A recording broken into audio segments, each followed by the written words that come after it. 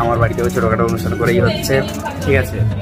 তো আপাতত সাজাবে কেমন লাগে তোমাদের অবশ্যই কমেন্ট করে জানাবো। আমি জানাবো না, তোমরা কমেন্ট করে জানাবে ওকে কেমন লাগছে, ঠিক আছে। তো যাই হোক, আমরা বেরোবো, আমাদের 7টা, এখন থেকে না রেডি হলে হবে না, আমাদের যেতে হবে তাড়াতাড়ি ওখানে, ঠিক আছে। যাই হোক, ব্যাপারটা হচ্ছে আমাকে গতকাল আমার শালিরা এসেছিল ঠকাতে, ঠিক আছে। কেউ ঠকাতে পারলো না, ঠিক লজ্জার বিষয়। তার মধ্যে এই যে একজন শালি ছিল, পুরো একদম প্রমাণ আছে, একদম কেউ ঠকাতে পারলো না আমাকে, ঠিক আছে।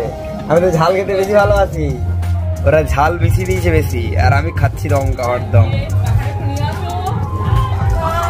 না পাখা তো আমি এই যে বৌদি জানে গরম আমি একদম সহ্য করতে পারি না, তাই জন্য মানে গোটাটা ভিজে গেছিলাম, তাই জন্য পাখা নিয়ে আসতে বলছিলাম।